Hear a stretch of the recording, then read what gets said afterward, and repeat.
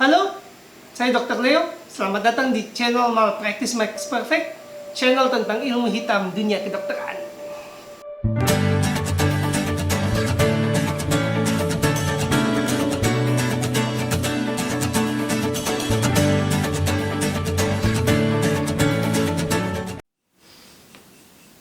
Namanya juga usaha tipu-tipu, deteksi asuransi fraud atau curang.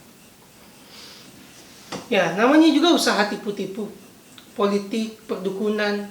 Kalau nggak ada tumbal, belum lengkap hidup ini. Kamu itu tumbalnya apa bukan?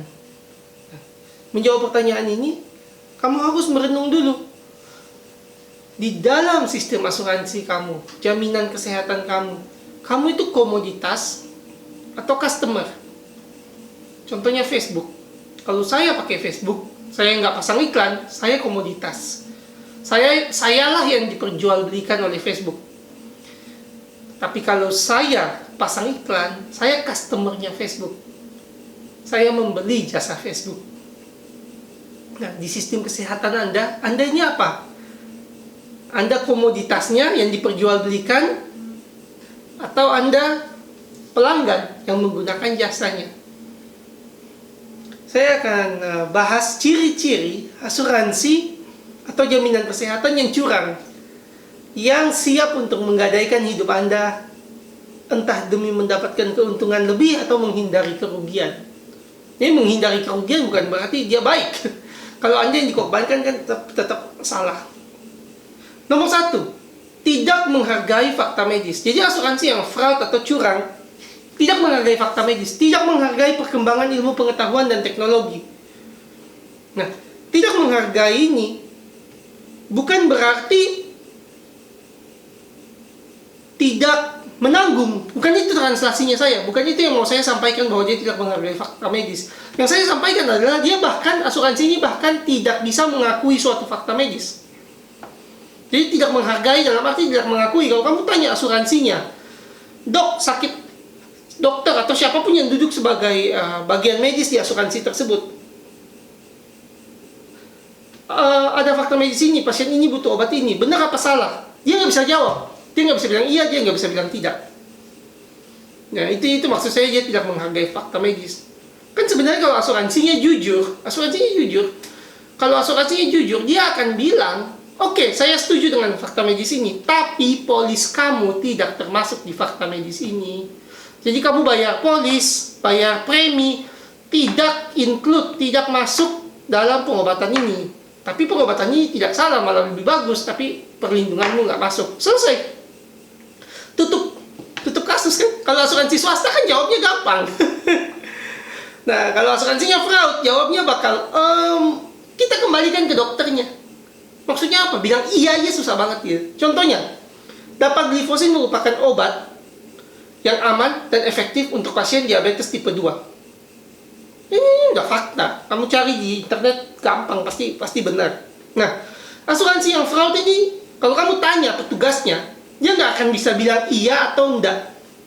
Nggak bisa. Dia akan bilang, kamu tanyalah ke dokternya, mereka lebih tahu. Kamu bawa jurnalnya, kamu bawa semua bukti bahwa dapagliflozin ini berguna buat pasien diabetes.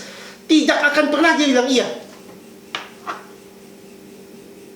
Itulah maksud saya tidak menghargai fakta medis.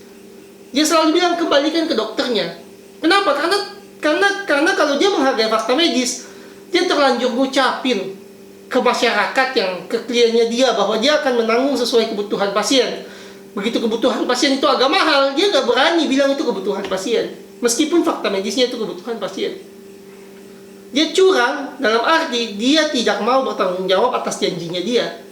Kecuali dia janji terhadap masyarakat, kalian akan dilayani sampai nilai tertentu. Kan beda. Dia kan bilang kalian akan dilayani sesuai kebutuhan. Akibatnya ya, begitu kebutuhannya mahal, ya diabaikan. Fakta medis itu langsung disangkal atau tidak diakui. Larinya ya, saya serahkan ke dokter gitu. Ini jawaban konyol sebenarnya.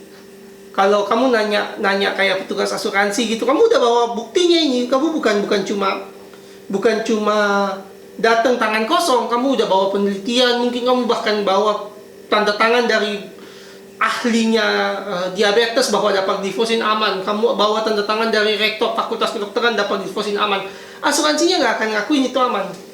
Dia bilang, tanya ke dokter. Ini analoginya gini, kamu bayangin kamu datang ke salah satu petugas asuransi, kamu tanya 1 tambah 1 2, kalau dia bilang saya nggak tahu 1 tambah 1 berapa, kamu ke dokter ahlinya. Sama kan? Itu loh, dia benar-benar tidak menghargai bahwa ada sesuatu fakta di sana. Ini punya implikasi langsung kepada pasien, terhadap keselamatan pasien. Kalau dia tidak mengakui suatu fakta medis, maka asuransi yang curang ini 100% akan langsung bebas dari diskusi, negosiasi, dan komplain teknis. Semua dilempar ke dokternya. Kan umpamanya dia bilang, Ibu, iya saya tahu dapat glifosin itu aman. Loh kok nggak ditanggung sih? Langsung kena masalah dia. Kan mending dia bilang, tanya aja dokternya Bu, saya nggak tahu. Mau kasih bukti seberapa banyak ya, tanya aja dokternya, dia nggak tahu. Jadinya kan Anda nggak mungkin diskusi sama dia, Anda nggak mungkin negosiasi sama dia, Anda nggak mungkin komplain sama dia. Itu ada yang bisa dinegosiasikan, ada yang bisa didiskusikan, ada yang bisa dikomplain. Tapi bukan saya asuransinya. Nggak bisa dikomplain, anti komplain. Kalau masalah teknis, tanyakan ke dokternya ya. Taktik ini akhirnya akan nyambung ke nomor 2. Sifat nomor 2 dari asuransi yang fraud adalah lempar batu sembunyi tangan, nuduh orang yang bantuin kamu nyari batunya. Jadi lempar batu sembunyi tangan itu masih lebih baik daripada asuransi yang curang. Contoh nih, lagi pakai fakta medis lagi gitu loh. Kita langsung ke teknis saja, karena kalau asuransi ini berkilahnya biasanya di teknis. Oh iya, itu tanya dokter. Entresto merupakan obat yang aman dan efektif untuk memperpanjang hidup pasien gagal jantung. Nah, kamu tekan asuransinya untuk jawab, ini kamu setuju apa enggak gitu umpamanya. Dia kan akan ngotot, kamu tanya dokternya. Kalau dokternya bilang iya kita tanggung, pasti kalimatnya gitu. Pasti kalimatnya gitu. Kalau asuransinya udah curang, dia nggak bisa ngakuin fakta medis, tapi dia akan ngakuin dia tanggung. Ya kalau berguna buat pasien sesuai indikasi medis, pasti kita tanggung. Ya. Lalu apa yang dia lakukan setelah itu? Setelah kamu pulang? Ya setelah kamu pulang ya dia ngomong ke dokternya, Dok, pokoknya pasien yang tadi ngamuk itu ya 200.000 per bulan. Kalau obat yang dia minta dokter kasih, harganya 3 juta, sisanya dokter yang bayar. Kalau pasien komplainnya ke dokter.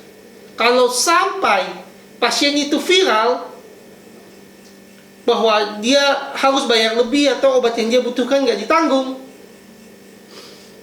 dokter saya pecat. Dokter yang akan kita kenakan sanksi. Rumah sakit dokter kita akan persulit. Nah, saya bodoh banget nih soal bisnis dan ekonomi yang lain-lain. Aku nggak ngerti itu. Nggak seberapa ngerti lah. Tapi pakai akal sehat aja lah. Kalau asuransi ini modus operandinya kayak gini, kalau saya buka asuransi modelnya kayak gini, boleh nggak? Pasiennya ngotot, saya ini butuh obat ini apa enggak sih asuransi? Hei Leo, kamu yang bikin asuransi apa gitu? Saya butuh obat ini nggak? Dia bilang, butuh, kalau kamu butuh obat ini saya akan tanggung. Langsung Leo angkat telepon. Halo? Hei dok, itu nanti ada pasien bermasalah tuh datang ke kamu ya. Ingat, cuma 200.000 per bulan. Kamu lebih potong gaji. Dia komplain, kamu lebih potong gaji. Dia komplain ke kamu, nggak apa-apa. Dia komplain ke aku sanksi. Itu nipu nggak? Nipu. Jahat lagi. Dia bukan cuma menipu loh. Dia menipu, mengintimidasi. Preman aja kalah. Nah, sekarang kamu pasiennya. Kamu siap nggak berobat di sistem asuransi yang kayak gitu? Kamu siap nggak berobat sama dokter yang ternyata sudah diintimidasi oleh asuransinya, yang terancam rugi kalau nolong kamu dengan benar, sesuai dengan kebutuhan yang kamu tahu kamu butuh? Kamu siap nggak berobat di sana? Bayangin deh kamu, bayangkan aja. Saya terus bilang bayangkan karena saya sangat butuh analogi dengan profesi lain. Karena jaminan asuransi yang kayak gini itu cuma terjadi di kesehatan. Mobilmu rusak, teknisi bengkel, kamu tahu teknisi bengkelnya, montirnya itu kerja di bawah intimidasi, izin usahanya dicabut atau rugi, atau kena masalah hukum. Kamu mau nggak servis di tempat kayak gitu? Apalagi kalau kamu tahu si asuransi itu membiayai servis sama suku cadang di bawah kebutuhan mobilmu. Jalan nggak, nyetir nggak kamu? Terus kamu nanya ke teknisinya, pak, ini servisnya berapa biaya totalnya ya kalau bayar umum? Oh, itu rahasia, itu ya kesepakatan sama asuransi. Hah? Berani nggak kamu nyetir? Semua rahasia. Tapi kamu tahu dia bayar di bawah kebutuhan, dan kamu tahu montirnya diintimidasi.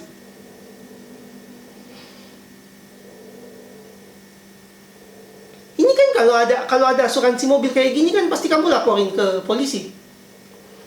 Pasti kan kamu merasa dirugikan dan ditipu.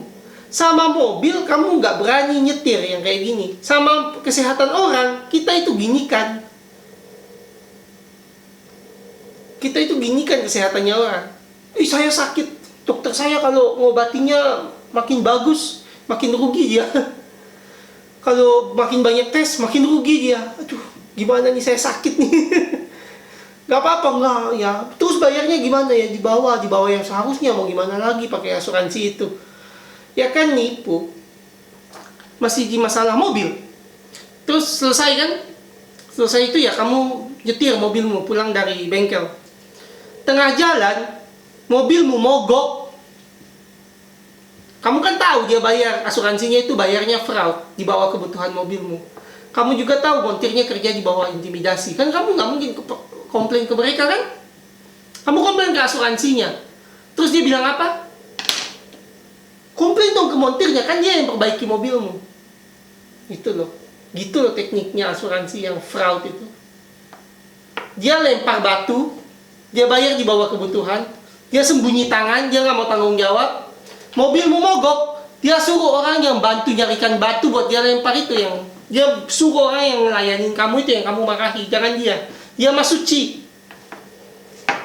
Padahal fraudnya berasal dari dia. Nah, ini kan akal sehat aja sebenarnya gitu. Bahwa klien itu berhak tahu sebenarnya perlindungannya berapa banyak. Dan perlindungan asuransi itu sewajarnya sesuai dengan kebutuhan pelanggannya. Sebaik apapun kayak gini loh, masa sih ganti aki, kamu ikut asuransi mobil, ganti aki hanya ditanggung 200.000. Kan nggak masuk akal. Kan pasti ada biaya lebih atau kamu dikasih aki bekas sama bengkelnya. Gitu aja nih logika bodoh-bodohannya. Jadi asuransi itu nggak bisa seenaknya bilang saya nanggung. Nggak bisa, dia harus punya backup keuangan untuk nanggung itu. Inilah kenapa kalau asuransi itu jujur, kayak asuransi swasta pada umumnya yang terregulasi baik, dia nggak bakal bilang kita tanggung kamu sampai sembuh. Brother dan sister dan penonton, coba deh kalian, besti-besti, jalan ke asuransi kesehatan seantero negeri ini, nggak ada yang bakal bilang, ibu bayar polis sekian, kita tanggung sakit ibu sampai sembuh. Nggak ada. Yang bilang kayak gitu pasti bohong. Itu sama kayak kamu jalan ke bank, terus ketemu ada bank kecil di pojokan, janji kamu tanam uang di kita, bunganya 20% tiap tahun. Ya kamu tanam sekarang, besok dia udah lari. Karena memang pasti bohong gitu. Sama asuransi kesehatan itu, kalau bilang semua kebutuhan medismu terpenuhi, itu bohong. Kalau dia bilang janji sampai sembuh, dia akan janji semua kebutuhan medismu terpenuhi sampai batas nilai tertentu. Kalau nilai itu habis, ya udah kamu bayar sisanya. Jadi jadi analoginya sederhana sebenarnya, itu nggak masuk akal karena itu biayanya bisa sampai tak terbatas kan kalau memang sakitmu kronis.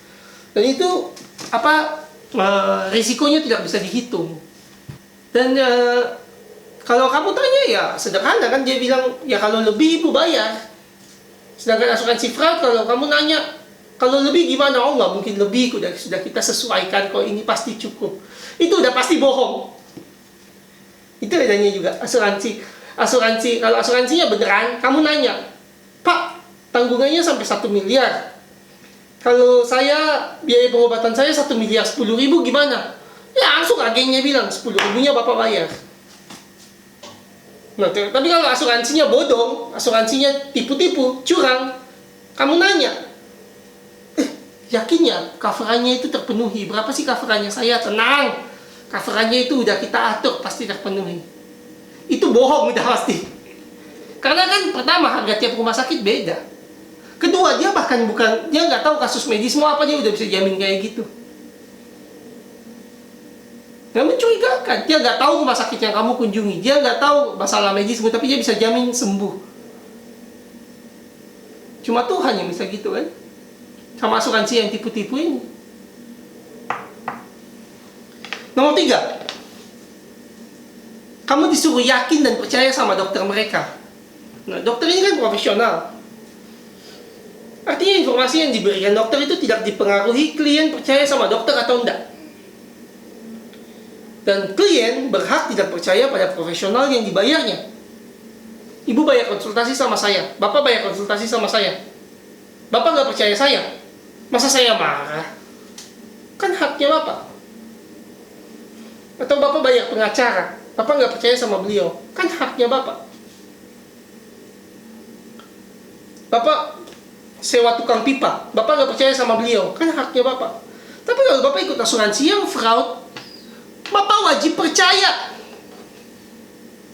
Dan asuransi yang fraud ini sangat amat mengandalkan kamu percaya sama doktermu. Artinya apa? Dokter yang lain itu dianggap bukan dokter sama dia.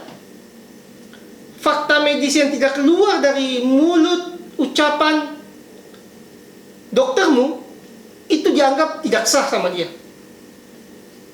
Jadi ekstrimnya tidak menghargai fakta medis. Kalau tidak menghargai fakta medis kan dia cuma nggak mengakui. Tapi yang ini dia tolak semua ucapan dokter yang lain. Nah, lebih parah, dia akan tolak juga semua pendapat bukti yang diberikan oleh dokter yang lain. Mau bukti? Bisa Anda buktikan, bisa Anda bereksperimen. Jadi kalau Anda memang punya penyakit ya, hampir semua penyakit itu punya namanya lini pertama. Nah, lini pertama ini adalah obat lini pertama adalah obat yang harus diberikan oleh dokter pertama kali ke pasien sebelum diberikan obat lain. Pada sebagian besar kasus. Jadi kalau ada dokter yang dengar kayak gitu langsung bilang, oh iya kan ada kasus tertentu yang lini pertama tidak cocok. Benar. Tapi sebagian besar pasien seharusnya diberikan lini pertama terlebih dahulu. Itulah gunanya kata lini pertama, pengobatan lini pertama. Nah, parahnya asuransi yang fraud, asuransi yang curang ini seringkali menanggung di bawah biaya kebutuhan lini pertama pengobatan. Jadi obat yang dibutuhkan pasien sebagai lini pertama itu nggak ditanggung sama dia. Tapi juga dia nggak pengen pasien itu tahu lini pertamanya apa loh. Jadi kan gini, kalau kamu tahu obat yang kamu butuhkan apa, asuransi yang curang ini akan masalahnya makin banyak. Karena akan makin banyak komplain ke dokternya akan marah balik ke asuransinya. Yang curang kamu, kenapa yang korban aku? Senjata yang dilakukan oleh asuransi fraud atau curang, supaya hal ini tidak terjadi, supaya masyarakat tidak melakukan komplain tentang pengobatan lini pertama yang tidak dia tanggung, yang biaya pembayarannya di bawah yang seharusnya. Dia melakukan pembodohan publik. Dia mendukung bahwa lini pertama itu sebenarnya cuma pendapat dokter. Jadi lini pertama diabetes metformin ya mungkin menurut dokter Leo metformin, mungkin menurut dokter Arman glibenclamid, mungkin menurut dokter Dina liraglutid atau semaglutid. Nah, ini adalah super hoax karena dua alasan. Ada dua alasan yang membuat bahwa ini pembodohan publik yang menyebarkan hoax untuk menyelamatkan anggaran pembiayaan kesehatan.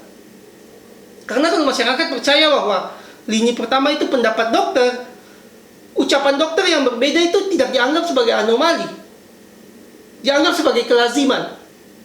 Itu anomali. Tidak seharusnya dokter-dokter itu berpikir lini pertama dengan beda-beda. Lini pertama itu kata-kata sama, karena ilmu kita kan sama. Kalau lini pertama beda, ada yang salah berarti gitu loh. Jangan masyarakat melihat kalau dokter A bilang lini pertama itu obat X, kemudian dokter kedua bilang Y, dokter ketiga Z, itu lazim. Itu nggak lazim. Itu berarti ada yang salah dengan pendidikan kedokteran. Sumbernya di mana gitu langsung ditanya kan. Lini pertama itu seragam. Contohnya lini pertama TBC rifampicin. Itu nggak kontroversial. Itu nggak bisa ada dokter lain tiba-tiba bilang lini pertama TBC levofloxacin, langsung ditanya penelitianmu mana.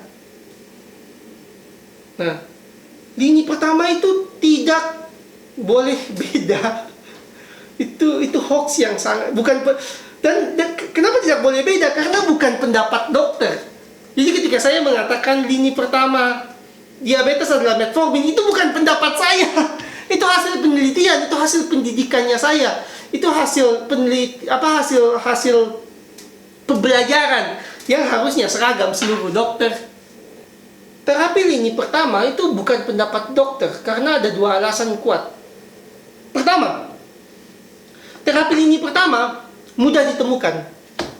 Jadi nggak perlu beli jurnal yang susah-susah, enggak. Ini contohnya TBC. Kalian bisa cari WHO TBC Guidelines 2021. Gagal jantung, AHA, ACC, HFSA Guidelines 2022. PPOK Gold Global Initiative for Chronic Obstructive Lung Disease 2023. Asma GINA 2022 Global Initiative for Asthma. Diabetes American Diabetes Association 2023 Standards of Care in Diabetes. Gagal ginjal kronis KDIGO 2020. Ini hanya sedikit contoh gitu maksud saya menunjukkan ini ke kalian bahwa enggak kok, sumbernya enggak banyak kok. Zaman udah canggih, internet udah di mana-mana. Dan lebih efisien memang bahwa ada lembaga yang fokus untuk satu penyakit. Itu yang saya bacakan. Jadi guidelines-nya itu jelas dan ini memang dipakai di fakultas-fakultas kedokteran di seluruh dunia. Bukan cuma di Indonesia karena KDIGO itu internasional, GINA itu internasional, GOLD itu internasional, WHO ya internasional. Jadi Anda bisa coba baca sendiri. Anda akan lihat bahwa sebenarnya bahasa di dalam sana itu tidak rumit, nggak harus jadi dokter untuk tahu. Karena memang publikasi ini beberapa untuk masyarakat awam juga untuk mengerti apa itu penyakit tersebut yang dibahas di dalam protap-protap ini. Protap-protap yang saya bacakan ini meskipun landasan penelitiannya tidak tinggi-tinggi banget, maksudnya tidak yang terbaik itu, saya nggak bilang ini yang terbaik, tapi cukup baik untuk diaplikasikan secara luas. Tapi kan asuransi yang fraud itu dari awal itu niatnya udah nggak bagus gitu loh. Dari awal itu dia sudah tidak menghargai fakta medis. Dia sudah mengkalkulasi klaim sakit pasien itu sesuai kemampuannya dia untuk menghindari kerugian. Jadi kamu mau kasih dia guideline sebagus apapun, dia akan suruh kamu percaya sama dokter yang sudah dia intimidasi. Ngelesnya gimana? Ngelesnya ya percayalah sama dokternya, jangan sama guidelines-nya. Guidelines-nya kan negara lain lah, internasional lah, tidak relevan dengan kondisi Indonesia lah. Kesannya, kalau kamu ngomong sama asuransi yang fraud, sama agennya, kamu komplain atau mempertanyakan kok terapinya beda, itu kesannya bahwa dokter yang kerjasama dengan asuransi ini itu jauh lebih pintar daripada yang nyusun guidelines ini. Dia lebih tahu lah bahwa Indonesia itu kayak apa dibandingkan mereka ini. Bukan karena arogan atau apa ya, karena motivasinya memang untuk menghemat pembiayaan atau menghindari kerugian, bukan untuk menyembuhin kamu. Kalau Anda punya kesempatan bertemu dengan dokter yang kerjasama dengan asuransi fraud ini, Anda mungkin bisa bertanya gitu. Anda bawa GINA 2022 gitu, Global Initiative for Asthma, guidelines-nya GINA. Anda tanya, dok, kenapa saya dapat Ventolin, padahal kan menurut GINA ini nggak boleh, harusnya kan saya dapat Symbicort. Kalau jawaban dokternya bisa macam-macam, tapi ada beberapa yang terpola. Yang pertama adalah Yang kita hadapi bukan guidelines-nya. Kamu boleh baca guidelines sebanyak apapun, tapi kan kamu pasiennya. Jadi saya kan menterapi kamu sebagai pasien, bukan guidelines yang saya terapi. Kalau kamu komplain soal lab, umpamanya, dok, saya butuh periksa lab ini, kenapa dokter gak periksa? Jawabannya gini, yang saya tangani itu kamu pasiennya, bukan hasil labnya. Hasil lab kan cuma hasil lab, tapi kan di mana kamu merasakan kayak gitu. Kenapa? Karena kalau periksa hasil lab dia rugi. Karena kalau dia ikuti guidelines, ngasih kamu obat yang benar, dia rugi. Makanya kan muncul kalimat yang sering diucapkan oleh kerjasama dengan asuransi fraud ini adalah guidelines is guidelines. Ini kan kalimat kosong. Ya iyalah, guidelines is guidelines. Coba saya bilang ke kamu, love is love. Ya benar, tapi kosong kan gitu. Apa sih artinya ya? Ya artinya love is love. Ya, supaya kesannya lebih bijaksana biasanya ditambah, kita itu menghadapi pasiennya, bukan protap atau hasil labnya. Itu ibaratnya ya, pengacara mungkin ya, maaf sok tahu dengan profesi yang lain, tapi mungkin ibaratnya pengacara itu bilang ke klien, tenang, yang kita hadapi bukan tuntutan hukumnya, tapi saya hadapi kamu dulu. Ya kan nggak gitu juga gitu loh. Ada kan memang ada aturannya di dalam setiap profesi itu. Kalimat itu kosong, gak ada makna apa-apa dalam konteks praktek. Sekarang bagaimana kalau kita langsung ke konteks pengobatan? Saya tanya, pasien perlu tahu nggak kalau dia butuh obat lain selain metformin? Pasien diabetes perlu tahu nggak kalau dia butuh obat lain selain metformin? Pasien perlu tahu nggak kalau pengobatan yang dia jalani salah atau tidak optimal? Kalau kerjasama dengan asuransi fraud, kalau asuransi sistem pembiayaannya tidak cukup, gak bakal diberitahu. Pertanyaannya, kok gak diberitahu dok? Katanya kan menghadapi pasien, bukan protap. Tapi informasi yang relevan dengan kesehatan pasien malah gak dikasih tahu ke pasiennya, malah dirahasiakan. Kenapa? Karena asuransi fraud yang intimidatif itu yang mengancam dokternya. Kenyataannya ketika kerjasama dengan asuransi yang fraud atau curang, dokter bukan hanya menghadapi pasien, dokter menghadapi ancaman jabatan, kerugian ekonomi. Sehingga ya dokter itu nggak bisa, sang dokter itu nggak diizinkan untuk menyampaikan isi protap yang diketahui banyak lembaga internasional yang tadi saya sebutkan itu. Dia nggak boleh sampaikan itu ke pasien. Dia harus menyampaikan apa yang mampu dibiayai oleh asuransinya. Bayangkan dokternya bilang, oh iya maaf asuransinya bapak nggak nanggung, benarnya bapak butuh emfaglifosin, tapi harganya sekitar 900.000 per bulan. Pertanggungannya bapak 200, jadi ya bapak nggak bisa dapat obatnya. Oh, itu asuransinya ngamuk itu kalau sampai viral. Itu asuransinya bakal menghukum dokternya. Meskipun dokternya nggak salah, kan secara etik memang harus dikasih tahu pasien butuh obat apa. Ya akhirnya gimana ya? Diamlah.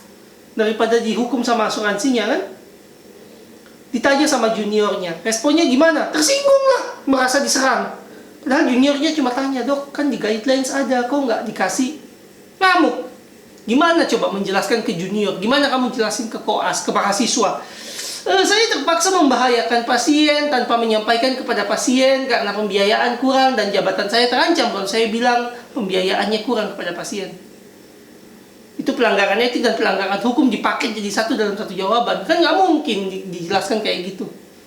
Kenapa? Kenapa sistem kesehatannya harus demikian? Ya memang karena asuransinya fraud. Kalau memang asuransinya terlibat dalam sistem kesehatan. Cerita serupa itu ya terjadi pada pemeriksaan laboratorium. Kadang-kadang koasnya atau mahasiswa kedokteran itu sudah belajar, dia nanya, kok ini nggak diperiksa dok? Kan ini perlu diperiksa dok. Kan ini perlu diperiksa, di textbooknya bilang perlu diperiksa. Jawaban dokternya apa? Kita ini kan ngobatin pasiennya, bukan hasil labnya. Jawaban saya pribadi mengerikan jawaban ini. Karena gimana caranya kita ngobatin gula darah pasien? Gimana caranya kita ngobatin kolesterol pasien? Gimana cara kita tahu penyumbatan pembuluh darah di pasien? Pasien kekurangan vitamin apa enggak? Pasien anemia apa enggak? Semua itu kan perlu lab. Apa masa kita tunggu pasien pucat, terkapar, jatuh, menggelepar kayak ikan baru kita periksa? Kan enggak. Tapi ya sama sebenarnya jawaban yang tadi beliau kasih itu ya terpaksa. Karena kalau dia bilang kita nggak periksa karena nggak ada uang, viral, kena juga dia. Kan asuransinya pokoknya yang penting mecat dokter, bukan tanggung jawab pada pembiayaan yang kurang. Namanya juga curang dari awal. Bayangin ya, kamu demam. Terus pas kamu bilang, "Dok, ukur dong suhu saya, kayaknya saya demam." Terus dokternya bilang gini, ibu, saya ini ngadepin pasiennya, bukan hasil pengukuran termometer." Ngamuk gak? Sama kan gitu loh. Jawabannya sebenarnya analoginya mirip. Dia cuma satunya lab, satunya termometer. Kebetulan termometer murah, lab mahal. Tapi logikanya sama. Kita nggak ngobatin pasien, kita ngobatin pasien bukan hasil labnya. Saya ngobatin ibunya bukan hasil termometernya. Nah, kan nggak gitu. Nggak logis sudah tuh. Dan benernya saya shock gitu. Saya ini saksi pertama. Saya koasnya yang dikasih jawaban kayak gini. Saya koasnya.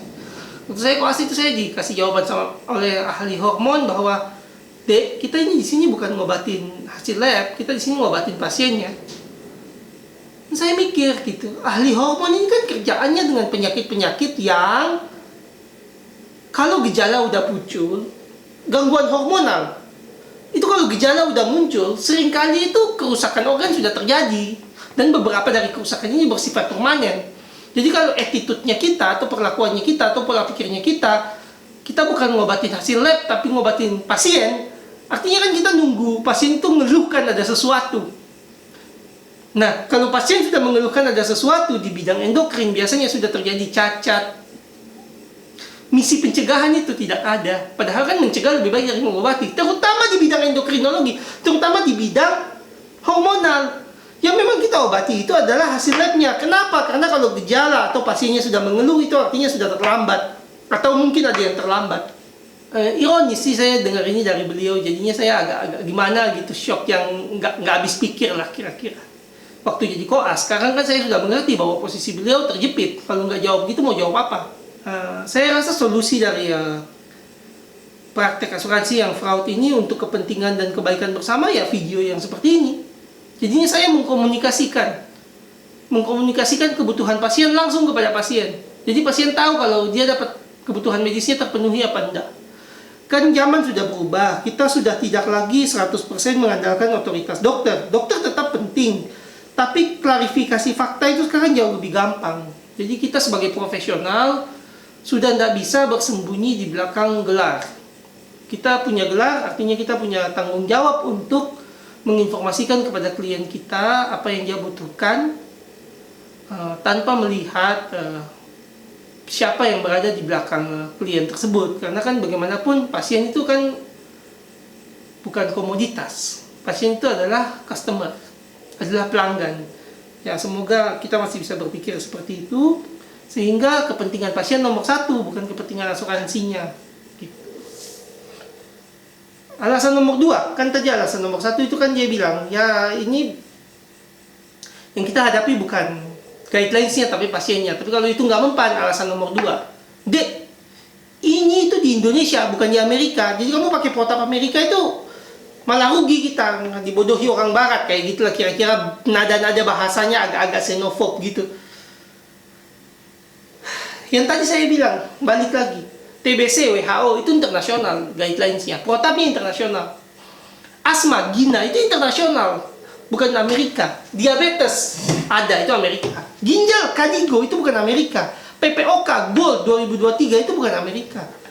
Jadi untuk bilang bahwa sebagian besar protap Amerika nggak benar juga. Kita bisa pakai Eropa. Kita bisa pakai lembaga atau foundation internasional. Harus Amerika. Itu pun tetap aja dia ngeles bahwa itu tidak berlaku di Indonesia. Bahwa masyarakat Indonesia itu spesial.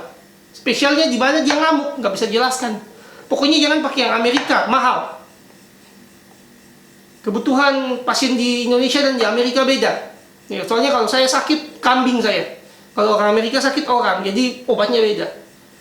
Aneh, tapi ini bener, bunyi kalimatnya ini sering dengar gitu. Kalau kamu bawa guidelines ke dokternya, oh itu di Amerika beda. Kamu orang spesial, kamu orang Indonesia spesial. Amerika tuh kalau sakit kambing dia, obatnya beda. Kan enggak. Oh dia manusia juga, kayak manusia juga, makan sama. Hidung satu, telinga dua. Kok seakan-akan beda spesies gitu. Ini punya orang Amerika tuh, nggak usah dipakai. Ya enggak. Ya negara mana aja yang ngeluarin selama penelitiannya bagus kan aman sebenarnya. Nah, jadi kalau kita menolak suatu suatu penelitian atau rekomendasi ya agak ilmiah dikit lah jawabannya, nggak rasis kayak gitu atau geografis kayak gitu. Itu Amerika kan nggak.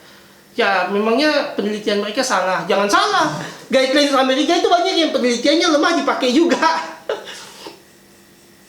Jadi kita memang harus lihat juga penelitiannya. Jadi kayak ucapan guidelines itu guidelines ya. Kalau penelitiannya lemah jangan dipakai. Tapi kalau penelitiannya kuat kenapa enggak gitu loh.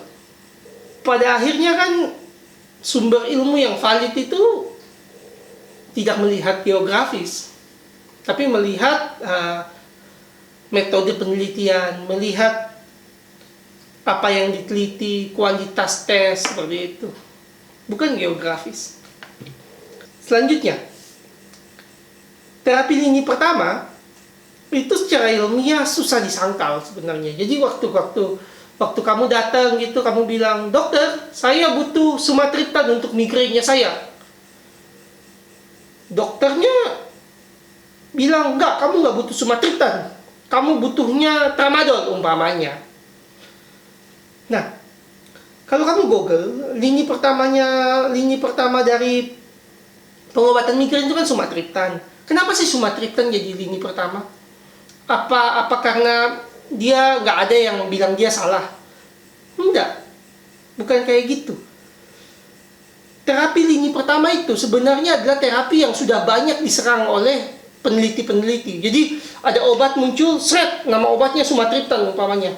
Itu puluhan penelitian dia mencoba membuktikan bahwa dia ini sebenarnya tidak efektif dan tidak aman. Tapi penelitian-penelitian ini gagal. Makanya kita percaya dia aman gitu. Bukan karena, jadi perumpamaannya bukan satu penelitian muncul, oh obat baru ini kayaknya paling bagus, bukan. Oh ada obat baru, kita buktikan supaya dia gagal, kita serang terus obat baru ini.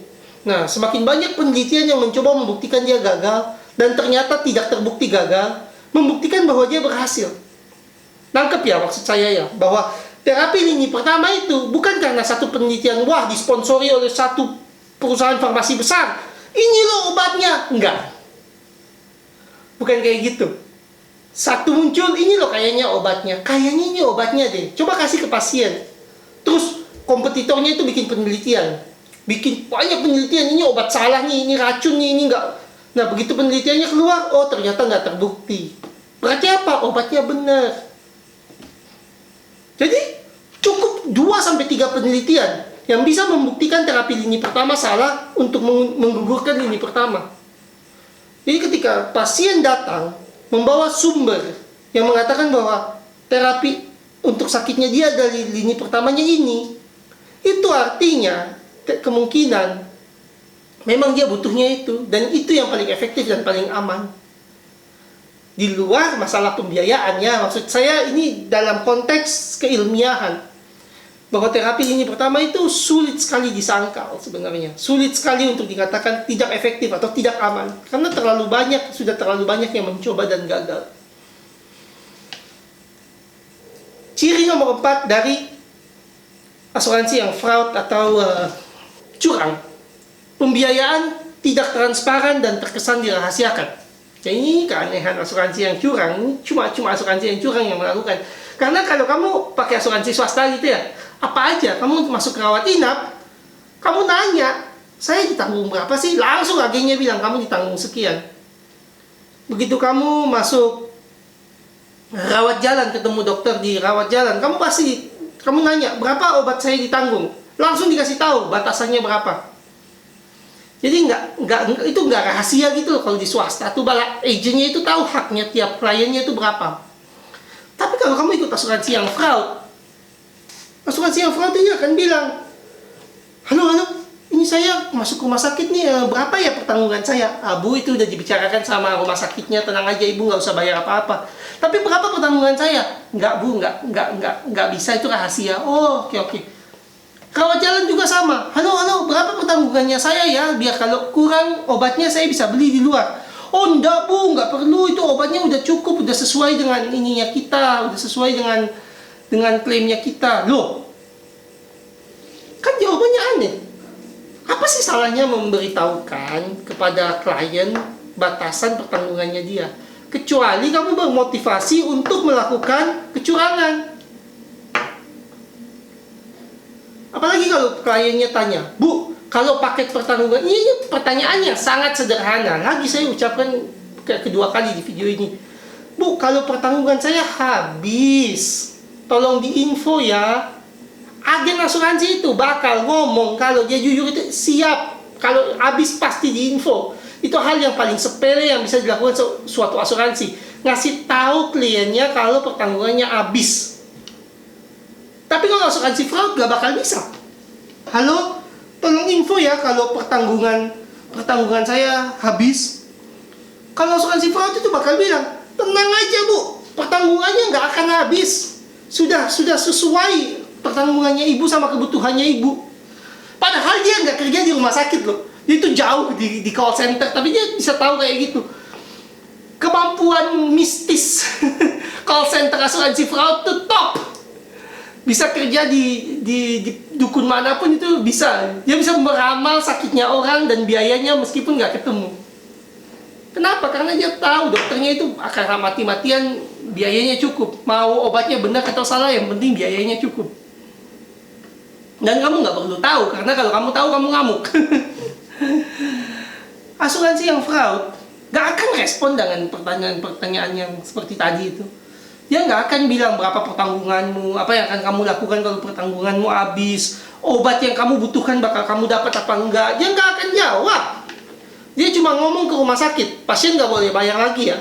Kamu mau racunin dia, kamu mau nggak tes apa yang dia perlu tes, kamu mau telat diagnosis ketahuan penyakitnya dia, mau telat nggak apa-apa, kamu nggak kasih tahu ramalan sakitnya dia, aku nggak peduli. Intinya jangan sampai viral. Jangan sampai klien itu ngamuk di rumah sakit, bikin masalah, posting sesuatu yang tentang pembayaran asuransi saya. Kamu yang kena. Kamu coba konsultasi dia sama preman. Preman mana sih yang ngancem kayak gitu? Asuransi itu ketika curang, gayanya ke rumah sakit itu lebih jahat dari preman. Karena yang dirugikan orang sakit. Yang nggak tahu apa-apa, yang dijanjikannya gula dikasihnya racun, dijanjikannya madu dikasihnya racun, kan ya jahat gitu. Jadi dalam sistem asuransi curang ini, kliennya dia, orang yang bayar premi itu bukan konsumen, udah pasti bukan dong, nggak punya hak apa-apa, hak hukumnya dirampas kok. Kamu dengar mana ada orang bisa laporin asuransi fraud? Nggak bisa. Dia kebal hukum. Hak pasien sebagai konsumen dirampas juga. Hak pasien sebagai pasien dirampas juga. Loh, kok hak pasiennya dirampas? Karena pasiennya bahkan nggak berhak tahu kalau pengobatannya itu sesuai atau enggak. Itu masuk hak pasien kan? Menerima obat yang benar. Loh, obat yang benar apa? Obatnya salah, pertanggungannya di bawah yang seharusnya. Definisi obat yang benar di akreditasinya rumah sakit, di mindset akreditasi rumah sakit dan di mindset asuransi yang fraud adalah obat sesuai instruksi dokter. Itu bukan obat yang benar di mindset pasien loh. Kalian waktu bilang pasien berhak mendapatkan obat yang benar, di mindsetnya mereka, di mindsetnya pengurus asuransi fraud ini, obat yang benar itu adalah sesuai instruksi dokter. Lah kalau dokternya kamu ancam ngasih cyanida juga itu obat yang benar kan kalau di definisinya mereka. Nggak gitu, obat yang benar ya obat sesuai kebutuhan pasien. Bukan instruksi dokter bisa salah. Dokter juga manusia kan gitu. Kalau mau pakai kata ini untuk menganalogikan ke asuransinya, kan asuransinya sangat mengandalkan itu soalnya. Perawat memberikan obat yang benar, sesuai nama, sesuai tanggal, sesuai instruksi dokter. Loh, wait a minute, obatnya benar dibutuhkan apa enggak? Apa obatnya kualitas yang buruk? Gitu kan kita nggak tahu. Pasien berhak mengetahui tentang obatnya. Nah kalau obatnya kurang dia berhak tahu nggak? Berhak, tapi kamu nggak boleh ngasih tahu bahwa tanggunganmu kurang. Jadi ya hak pasien dirampas. Jadi hak hukum udah nggak ada, hak pasien dirampas. Bahkan kadang-kadang hakmu sebagai manusia ya dihilangkan. Hak paling dasar manusia apa? Mempertahankan nyawa kan? Dan kalau kamu disuruh percaya sama orang yang diintimidasi untuk nyelamatin kamu dengan biaya setengah yang dibutuhkan, kan hakmu sebagai manusia dirampas. Kepentingannya apa? Supaya asuransinya terus bisa jalan. Supaya nggak viral, nggak ada komplain. Kamu ho aja, tunggu mati. Nomor 5. Pemeriksaan obat meski masih dalam hakmu, butuh persetujuan asuransi bersangkutan. Ini ciri asuransi fraud. Jadi kamu udah tahu kok kamu butuh obat ini gitu loh. Ini lagi ya, pengetahuan yang kayak gini tuh bukan kayak 1+1=2, itu bukan hak ahli matematika untuk mengucapkan. Sama ketika pasien bilang, dokter saya butuh dapagliflozin atau saya butuh empagliflozin, itu bukan cuma hak dokter mengucapkan kamu butuh empagliflozin atau kamu butuh gak dapagliflozin. Nggak gitu, karena kan 1+1=2 semua orang tahu. Ya, semua orang tahu kalau pasien diabetes butuh antara dapagliflozin atau empagliflozin atau kanagliflozin. Itu udah fakta umum. Tapi asuransi fraud ini bakal kasih kamu satu halangan. Jadi kalau dia niat nipu kamu, dia akan bilang kayak gini, ya bisa sih kita tanggung kok, itu kita tanggung. Oh gitu dong. Boleh saya minta dokter umumnya resepkan, saya butuh nih. Oh enggak, kamu harus ketemu spesialis. Itu kan kompetensinya spesialis. Dokter umum nggak boleh. Oh, enggak. Nanti salah obat gimana? Padahal kamu tahu loh obatnya kamu butuh. Nah, jadi kamu harus minta rujukan. Kamu minta rujukan ke dokter spesialis, dikasih 10 biji, disuruh balik ke dokter umum. Dokter umum balik lagi bilang, saya nggak boleh meresepkan. Kamu harus ke spesialis. Jadi tiap minggu, tiap bulan, tiap minggu itu kamu harus 10 hari itu obat habis, kamu ke spesialis terus. Kenapa? Tujuannya apa sih kamu dipersulit kayak gitu? Supaya aksesmu tambah susah untuk dapat obat yang kamu butuhkan. Meskipun obatnya nggak butuh kontrol. Dan bahkan ya, kalau obatmu butuh kontrol, contohnya digoxin, nggak bakal diperiksa. Tujuannya dia bilang ke kamu karena kamu butuh kontrol ke dokter spesialis. Tapi ketika kamu datang, kontrolnya nggak dikerjakan karena pembiayaannya untuk kontrol tidak ditanggung. Gitu loh modus operandinya dia. Jadi sebenarnya bukan buat kontrol, buat apa? Buat membatasi aksesnya kamu. Supaya makin sulit kamu dapat obat itu, makin hemat mereka untuk mengeluarkan biaya. Cara cek yang lain ya sama, lab juga gitu. Umpamanya kamu tahu, kamu kan bisa Google, kamu kan nggak bodoh, kamu kan S1, S2 malah mungkin pakai asuransi ini. Kamu bisa Google, oh iya ternyata saya butuh tes ini umpamanya. Terus kamu tanya dokter umumnya bilang, iya memang bapak butuh itu. Dok bikin pengantar dong, aduh nggak bisa, saya cuma dokter umum, nggak dikasih sama asuransinya. Kamu harus ketemu spesialis. Janji spesialis minggu 2 minggu.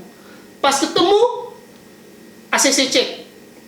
Pas ketemu, iya kalau di ACC cek.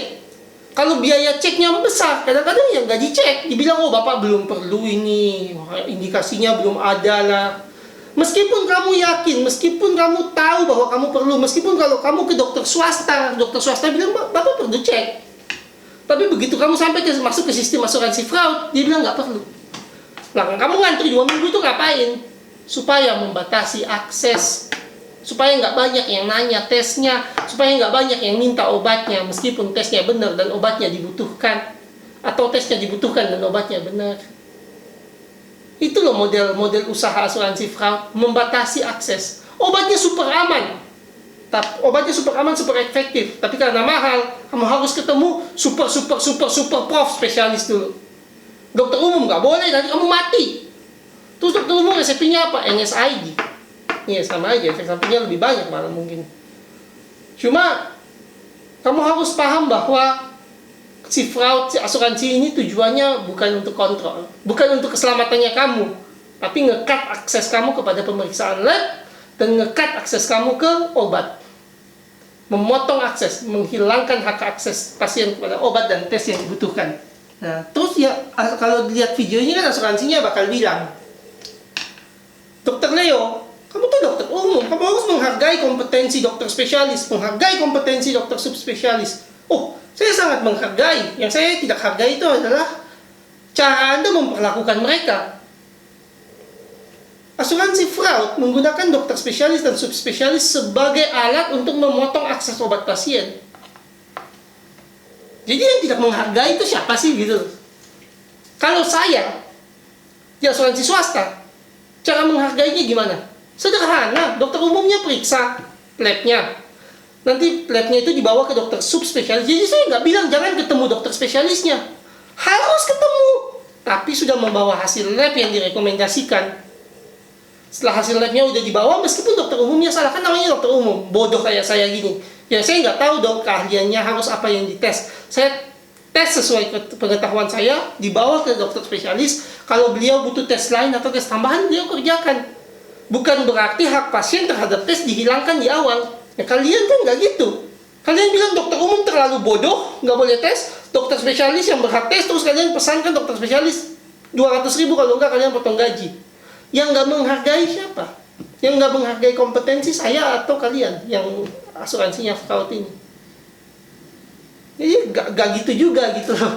Ini ada banyak pihak yang dirugikan hanya supaya asuransinya jalan mulus, atau jaminan kesehatan yang curang ini jalan mulus.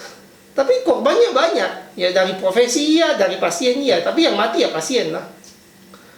Jadi saya bukan tidak menghargai kompetensi, nggak bisa jadi sih. Saya sangat menghargai kompetensi. Saya tahu saya bodoh, makanya saya periksa yang mendasar, yang lebih detail oleh dokternya. Tapi kalau kalian sengaja mau menghemat, kalian yang dasar pun kalian nggak akan periksa. Kalian suruh langsung ke sana dengan budget yang sudah kalian potong. Yang nggak bisa mereka kerja kan? Maksudnya tidak bisa ahli kerja kalau pendanaan kalian di bawah kompetensi ahli.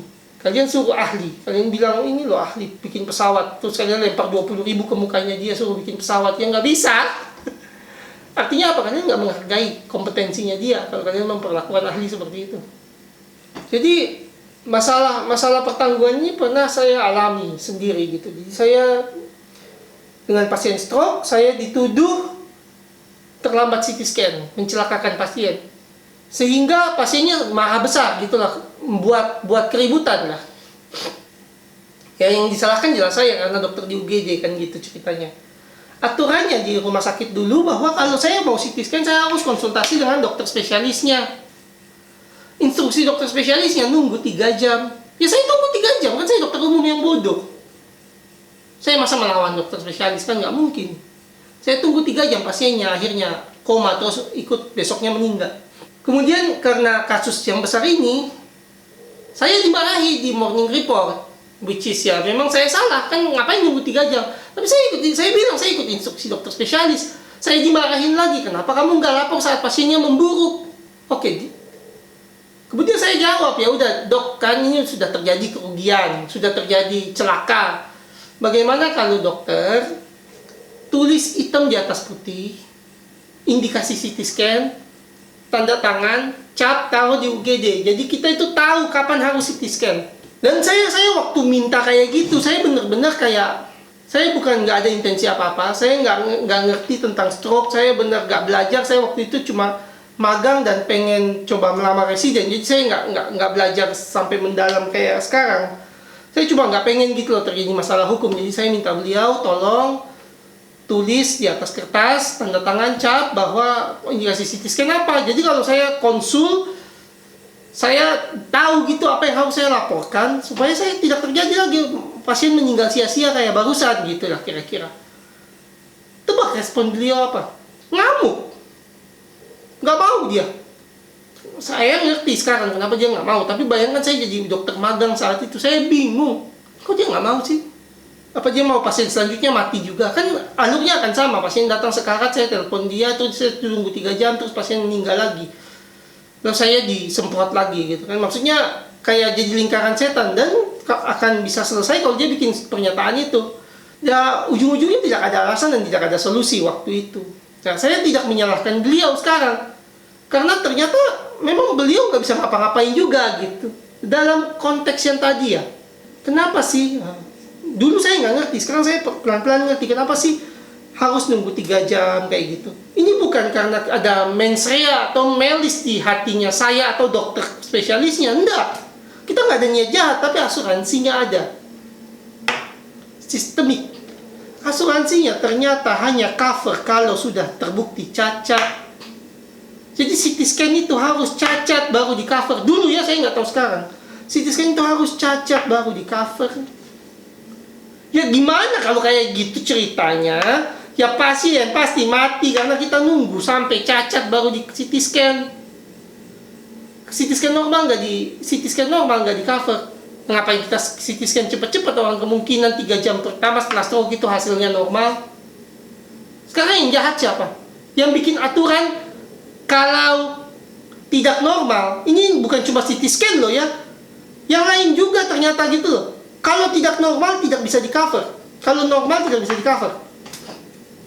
Kan mereka. Ya, kalau yang murah, yang pemeriksaan cuma ronsen, yang modalnya 80.000 sampai 100.000 ya nggak masalah.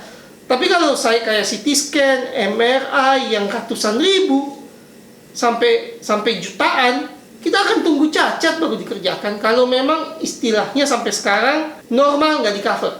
Iya kan? Anda bayangkan Anda jadi dokternya, Anda jadi rumah sakitnya. Dikasih tahu dikasih tahu ke asuransinya. Ini normal. Oh iya maaf dok, jadinya rawat jalan aja. Loh. Siapa yang ngajarin itu?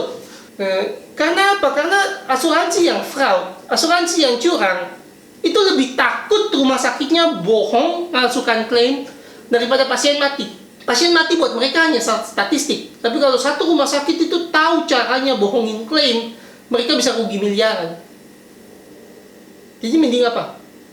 Mending pasien mati dong. Kan cuma statistik. Dan kematian pasien itu menurunkan resiko rugi. Karena kalau pasien mati, dia nggak dirawat sebagai sakit kronis. Jadi klaimnya turun, nilai klaim turun. Buat asuransi yang fraud, pasien mati itu nggak ada negatifnya. Selama dokternya backup dia kan. Kalau mati terus keluarga komplain, apa jawabannya? Kan dokternya yang ngobatin. Kan kamu ke rumah sakit itu ya, dia yang tanggung jawab. Kok kita sih? Padahal modelnya kita, model asuransi yang fraud ini, pokoknya kalau sampai normal terlalu banyak, kita nggak bayar. Padahal ya, ini ilmu rahasia ya, ilmu pengalaman aja, etiknya gitulah. Sebagian besar tes di UGD itu harusnya hasilnya normal. Kenapa? Itu artinya dokternya siaga dan waspada terhadap komplikasi. Iya dong, nangkep ya maksudku ngomong kayak gitu. Sekarang kamu datang ke UGD, kamu nggak tahu sakitmu apa. Dokternya meriksa lengkap. Kan mungkin ada 1-2 yang jelek, tapi sebagian besar itu kan normal. Itu bukan karena dokternya nyari duit dari lab. Bukan. Karena memang sudah ada prosedur untuk setiap gejala. Kalau umpamanya kamu demam, itu ada setnya apa yang diperiksa. Kalau umpamanya kamu screening, ada setnya untuk diperiksa. Dan pemeriksaan itu sebagian besar akan normal. Tapi normal itulah bukti seorang dokter bilang ke pasien, kamu nggak apa-apa. Bagaimana caranya saya menenangkan pasien secara legal kalau saya nggak periksa lab dengan lengkap? Nipu. Benar nggak? Kan saya manusia biasa. Saya nggak bisa ngomong, kamu nggak apa-apa kalau saya nggak periksa lab. Karena ada banyak sakit yang harus periksa lab untuk bisa bilang kamu nggak apa-apa. Kalau saya di praktek umumnya, saya jelas lab saya kan terbatas. Ya saya bilang, saya nggak tahu kamu apa-apa atau nggak kenapa-kenapa. Kalau kamu nggak periksa. Ya kalau kamu periksa A, B, C, D, ya saya bisa bilang hasil A, B, C, D normal atau enggak. Tapi saya tetap nggak bisa bilang kamu nggak apa-apa. Itu kan wewenangnya dokter di UGD atau di rumah sakit. Tapi untuk bilang kamu nggak apa-apa tanpa periksa lab itu agak berbahaya. Tapi karena asuransinya fraud, asuransinya hanya menanggung yang tidak normal, atau kalau sebagian besar tidak normal, ya saya akan nunggu sampai kamu cacat. Toh yang cacat kamu. Dan asuransi melihat cacatnya kamu hanya sebagai statistik. Jadi yang pasien stroke mati yang saya tangani dulu beberapa tahun yang lalu, tameng legalnya ahlinya kan dokter spesialis yang saya konsul, dia bilang saya tidak di sana ibu. Jadi ya saya cuma terima laporan dari dokter UGD. Dokter UGD-nya saya bilang, ya saya kan ini tidak bisa tes karena protapnya di sini, saya harus telepon dokter spesialis. Hanya berkelit gitu aja. Yang mati siapa? Pasiennya. Ciri terakhir dari asuransi fraud adalah dia anti kualitas. Apa artinya anti kualitas? Asuransi yang benar itu ngomongnya sederhana. Kalau kamu ke RS manapun, dokter manapun, silahkan.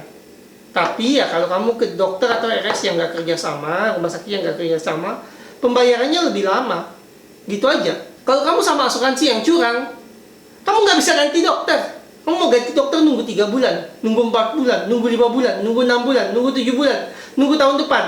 Apalagi kalau kliniknya dibilang penuh. Kalau dokter spesialis gimana? Asuransi fraud, kamu nggak bisa milih. Kamu bisa milih rumah sakit, nggak bisa milih spesialis. Ya kamu datang di hari apa ya sama dia. Jadinya kenapa saya bahas tidak bisa milih ini? Salah satu motivasi peningkatan kualitas adalah kompetisi. Kalau model asuransinya seperti ini, di mana pasien tidak punya hak, konsumen tidak punya hak untuk memilih produk, jadinya kan sebenarnya antara monopoli atau oligopoli. Jadinya sederhana, tidak ada insentif untuk meningkatkan kualitas. Toh pasiennya nggak bisa milih. Poin kedua, kenapa ini anti kualitas? Kenapa asuransi fraud ini anti kualitas? Karena asuransi fraud yang bayar per paket ini tidak mengizinkan rumah sakit atau dokter yang berpraktik untuk meningkatkan kualitas. Ngapain? Kalau saya meningkatkan kualitas tes, saya rugi. Karena dia nggak bayar lebih. Kalau saya meningkatkan kualitas obat, saya rugi. Kenapa? Karena kalau kualitas obat saya meningkat, dia nggak akan bayar obatnya. Asuransi fraud kan bayarnya flat. Kamu mau kualitasmu bagus atau jelek, sama bayarnya. Yang penting kualitas saya mepet tanah, supaya untung saya banyak. Kalau kualitas saya mepet tanah, tesnya seadanya, obat yang seadanya, ya udah. Ngapain saya kasih N-acetyl-cysteine kalau saya bisa kasih Ambroxol? Ngapain saya kasih pseudoephedrine kalau saya bisa ngasih dextroamphetamine? Teknis saja. Ngapain saya periksa darah kalau saya bisa kasih paracetamol suruh pulang? Jadi, poin kedua adalah anti kualitas. Semakin tinggi kualitas kerjamu menangani pasien di asuransi yang fraud ini, yang curang ini, ya semakin rugi kamu. Ya udah, jelekin aja. Yang pentingnya pasien nggak tahu. Kita tebelin senyum, tebelin make up, udah. Sisanya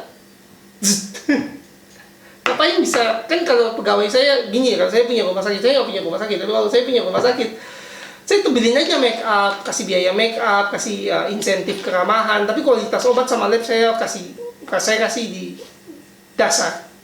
Kan toh pasien nggak tahu. Lagi kan saya mengandalkan semua taktik yang di belakang.